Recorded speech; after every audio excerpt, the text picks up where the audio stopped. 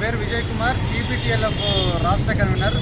ఈరోజు మనం శ్రీ చైతన్య స్కూల్ దగ్గర ఉన్నాం. ఇప్పుడు ఈ హైదరాబాద్లో హిమాయత్ నగర్లో ఉన్నాం. ఇక్కడ ఈరోజు యాక్చువల్గా గవర్నమెంట్ హాలిడే ఇవ్వాల్సి ఉంది, సెకండ్ సాటర్డే అంటే హాలిడే. బట్ స్టూడెంట్స్ ఈరోజు క్లాసెస్కి వచ్చారు, క్లాసులు నడుపుతూ ఉన్నారు. ఈ స్టూడెంట్ ఇక్కడ వీళ్ళందరినీ చూసుకుని స్టూడెంట్స్ వీళ్ళందరూ కూడా వచ్చిపోతున్నారు, మనం చూస్తున్నాం. అంటే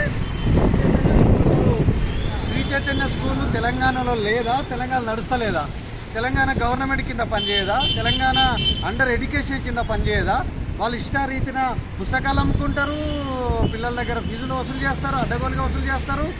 ఈ క్లాసులలో చర్య తీసుకోవాలని చెప్పేసి ఇక్కడ ధర్నా చేసారు. గతంలో స్టూడెంట్ ఆర్గనైజేషన్స్ కూడా ధర్నా చేసారు, ఇక్కడ పుస్తకాలు అమ్మొద్దని చెప్పేసి బర్కత్పూర్లో చేసారు.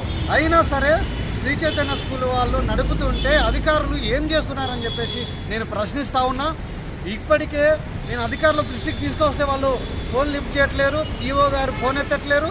పైగా ఇక్కడ ఉన్న విజయలక్ష్మి మేడం, ఇక్కడ డిప్టీ ఈఓ, ఆమె కూడా ఫోన్ లిఫ్ట్ చేయట్లేరు. అంటే వాళ్ళు సెకండ్ సాటర్డే అంటే వాళ్ళేమో సెలవులు తీసుకున్నారు, కానీ ప్రైవేట్ స్కూళ్ళకి ఎందుకు సెలవులు ఇచ్చిస్తారు? విద్యార్థులను ఎందుకు వాళ్ళకి సెలవులు ఇయ్యరు? టీచర్లు, ప్రైవేట్ టీచర్లు ముఖ్యంగా వాళ్ళనైతే రాచి రంపాన పెట్టినట్టుగా, వేధిస్తున్నట్టుగా ఈరోజు ప్రైవేటు స్కూల్స్ చేస్తూ ఉన్నాయి. ముఖ్యంగా శ్రీ చైతన్య స్కూల్స్, నారాయణ ఇట్లాంటి స్కూల్స్, ఈరోజు సైన్తాలతో ఇట్లాంటి చాలా స్కూల్స్ కూడా నడుస్తూ ఉన్నాయి, అవార్డ్ స్కూల్స్.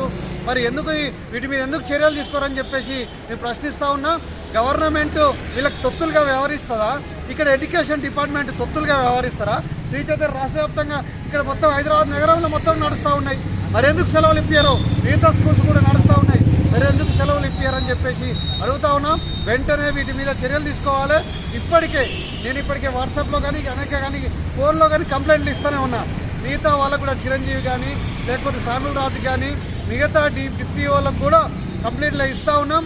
డిఓ గారికి ఫోన్ చేస్తే లిఫ్ట్ చేయరు. వాళ్ళు ఏం పని మీద ఉంటారో అర్థం కాదు. కానీ విద్యార్థి సంఘాలు, టీచర్ ఆర్గనైజేషన్స్ కూడా ఫోన్ చేస్తే కూడా లిఫ్ట్ చేయకుండా ఉంటుంటారు. కాబట్టి డిపార్ట్మెంట్ వాళ్ళు వెంటనే చర్యలు తీసుకోవాలి. వీళ్ళ మీద చర్యలు తీసుకోకపోతే మీరు అమ్ముడు వేయరని చెప్పేసి మేము అనుకోవాల్సి వస్తుందని చెప్పేసి మేము భావిస్తూ ఉన్నాం.